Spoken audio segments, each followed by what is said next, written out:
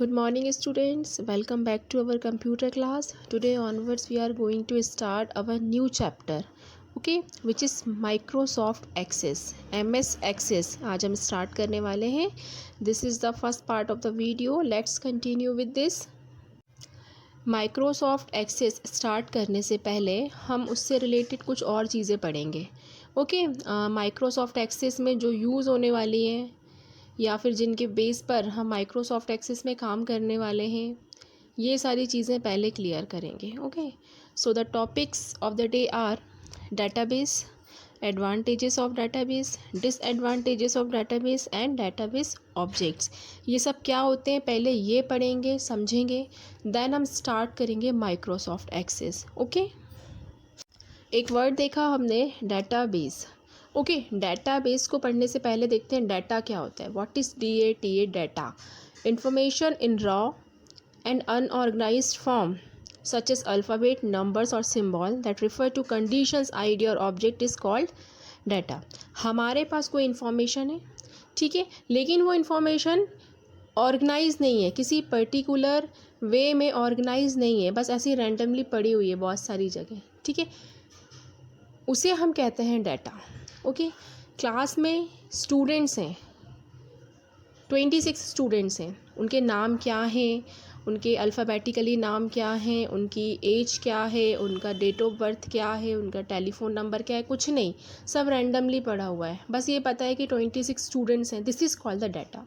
एक क्लास का डाटा है हमारे पास. ओके, डाटा क्या होता है? Unorganised form of the material, ठीक है, कोई भी मटेरियल है हमारे पास, उसका unorganised form, this is called the data. Now the database. What is database? An organised collection of information और data is called database which is stored in the file. अब क्या था, पहले हमने देखा डाटा. डाटा क्या था?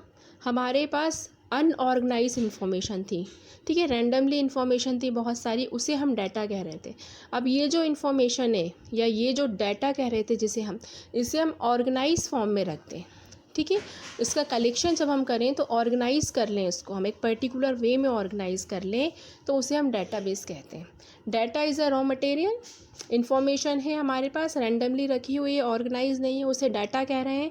और उसी डाटा को, उसी इन्फॉर्मेशन को अगर हम ऑर्गेनाइज कर लेते हैं हमारे पास एक पर्टिकुलर वे में, एक अच्छे से तरीके में उसे हम अपने पास स्टोर करके रख लेते हैं, उसे हम डाटाबेस कहते हैं. अगर एग्जांपल देखें, attendance register of your class. हमारी क्लास है, उसका जो अटेंडेंस रजिस्टर है उसमें हम स्टूडेंट्स के नाम कैसे लिखे होते हैं? अल्फ़ाबेटिकल लिखे होते हैं ना. A वाले आते हैं, B वाले आते हैं, देन C वाले, सारे स्टूडेंट्स आते हैं, तो ये ऑर्गेनाइज फॉर्म हो गया है हमारा, ठीक है. This is called the database. उसके बाद log book of your class. हमारी जो क्लास की लॉग बुक होती है, ठीक है, वो भी हम एग्जाम्पल ले सकते हैं डेटाबेस का, कि हमारे जो पीरियड्स वाइज हम उसमें रिकॉर्ड रखते हुए जाते हैं ना, कि फर्स्ट पीरियड में ये पढ़ा, सेकंड में ये पढ़ा, इस सब्जेक्ट में ये पढ़ा, तो एक ऑर्गेनाइज कलेक्शन है. टेलीफोन डायरेक्टरी जो होती है वो भी एक डाटाबेस का एग्जांपल. हम कैसे ले रहे हैं कि उसमें जो टेलीफोन नंबर्स होते हैं वो अल्फ़ाबेटिकल लिखे होते हैं या फिर किसी और फॉर्म में भी लिखे होते हैं, जैसे भी हम ऑर्गेनाइज कर लें. तो हर वो इन्फॉर्मेशन जो ऑर्गेनाइज होती है, एक पर्टिकुलर वे में लिखी होती है, उसको हम डाटाबेस कहते हैं. Okay, database is clear now. अगर हम देखते हैं एडवांटेजेस ऑफ डाटाबेस, डाटा है, इन्फॉर्मेशन है, उसको बहुत अच्छे से हमारे पास स्टोर करके रख लिया है हमने, ऑर्गेनाइज फॉर्म में अगर स्टोर करके हमने रख लिया है तो उसके एडवांटेजेस क्या होंगे, ठीक है. All the information can be collected together. सारी की सारी इन्फॉर्मेशन जो होगी हमारे पास एक साथ रखी हुई होगी, ठीक है. उसके बाद it is easy to retrieve. अब सारी इन्फॉर्मेशन अगर एक साथ रखी हुई है, एक पर्टिकुलर ऑर्गेनाइज फॉर्म में रखी हुई है, तो वहाँ से इन्फॉर्मेशन को निकालना बहुत ईजी होगा हमें, ठीक है. 50 स्टूडेंट्स का लिस्ट है, अगर हमने अल्फ़ाबेटिकल अरेंज करके रखा है, सपोज़ हमें H नाम वाले स्टूडेंट को फाइंड करना है, तो हम डायरेक्ट H पे जाकर निकाल लेंगे. ABCDEF पूरे छोड़ देंगे हम, तो ये हमारे लिए ईजी हो गया. Data can be share in easy way. Data easily share भी किया जा सकता है किसी और से. Number of person can access same database at the same time. बहुत सारे लोग उस डेटाबेस को यूज़ कर सकते हैं एक ही टाइम पर, ठीक है. डाटा सिक्योरिटी, डाटा सिक्योर होता है हमारा. ये सारे इसके एडवांटेजेस हो गए, और भी बहुत सारे एडवांटेजेस हो सकते हैं इसके. Okay, is that clear? Now the disadvantages, अगर एडवांटेजेस हैं तो डिसएडवांटेजेस भी होंगे ही होंगे। सो देखते हैं। Due to complexity training require for all the user. ठीक है, अगर हम डाटाबेस स्टोर करके रख रहे हैं, हमारा एक्सेस में स्टोर करके रख रहे हैं या एसक्यूएल सर्वर में स्टोर करके रख रहे हैं, तो सभी लोग थोड़ी ना उसको यूज़ कर पाएंगे, राइट। उसके लिए यूज़र होना चाहिए, वो ट्रेन यूज़र होना चाहिए, उसको इसके बारे में नॉलेज होना चाहिए, कैसे इसको रिट्रीव करना है यहाँ से इन्फॉर्मेशन, कैसे इसमें इन्फॉर्मेशन ऐड करनी है, सारी टेक्निकल होना चाहिए person. It take long time for running individual application. एक एप्लीकेशन को रन करने में बहुत टाइम कंज्यूमिंग होगा ये। ठीक है, मेरे पास डाटा रखा हुआ है, 1000 लोगों का डाटा है, किसी एक का वहाँ से निकालना है हमें, तो थोड़ा सा तो हमारे लिए क्या होगा, ये टाइम टेकन होगा। It difficult and time consuming for the design. अब ये डिज़ाइन करना बहुत ईजी थोड़ी ना है भाई। एमएस एक्सेस पे अगर हम डाटा स्टोर कर रहे हैं हमारा, या फिर हम एसक्यूएल सर्वर पर स्टोर कर रहे हैं हमारा डाटा, डिज़ाइन कर रहे हैं, तो उसके लिए टोटली क्या होना चाहिए, जो भी प्रोग्रामर है या जो भी इसे यूज़ कर रहा है वो पूरा टेक्निकल होना चाहिए, उसे इन सब का पूरा नॉलेज होना चाहिए। ठीक है, तो इसको डिज़ाइन करना थोड़ा सा डिफ़िकल्ट होता है for the normal person. Okay, now the database objects. अब ये ऑब्जेक्ट्स क्या क्या होंगे डेटाबेस के, हम देखते हैं। Tables, index, query, form and report, ये सब क्या होते हैं एक बार हम देखते हुए चलते हैं पूरा। फर्स्ट है हमारा टेबल्स। हम सबको पता है टेबल्स क्या होती है, हम सब ने एक्सेल पे काम भी किया हुआ है, वहाँ टेबल्स ही तो होती हैं, रोज़ होते हैं, कॉलम्स होते हैं, जिसमें हम डाटा हमारा एंटर करते हैं, जो भी इंफॉर्मेशन होती है वो एंटर करते हैं। ठीक है, रोज़ होते हैं और कॉलम्स होते हैं। थोड़ा सा यहाँ पे चेंजेस आने वाला है। जो कॉलम्स होते हैं उन्हें फील्ड्स कहते हैं, ओके, और जो रोज़ होती हैं उन्हें हम रिकॉर्ड्स कहते हैं। This is called the tables. Tables का यूज़ हम सब ने किया है। Second one is index.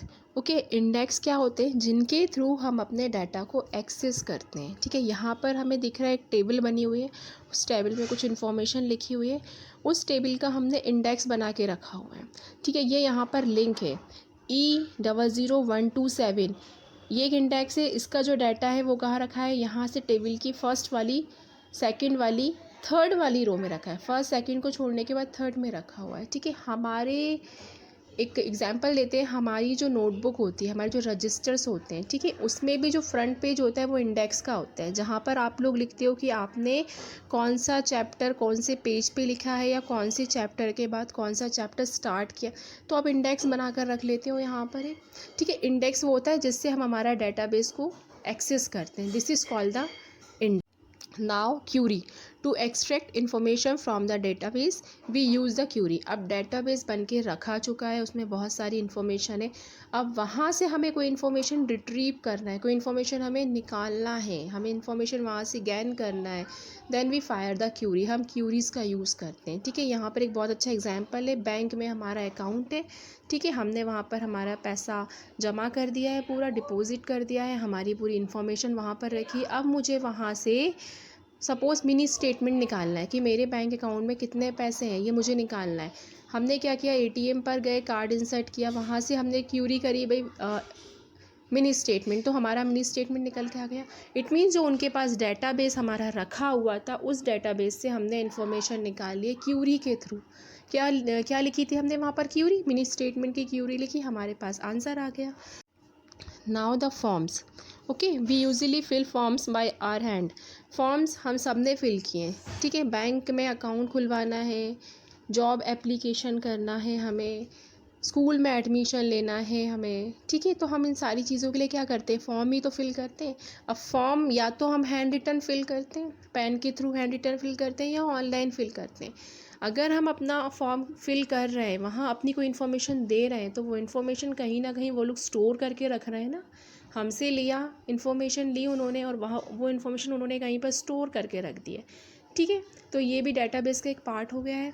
उसके बाद है हमारा रिपोर्ट। रिपोर्ट क्या होती है, जो पूरा का पूरा डाटाबेस होता है हमारा, ये हमारी जो टेबल्स होती हैं पूरी की पूरी हम कह सकते हैं, उसकी एक प्रिंटेबल समरी होती है।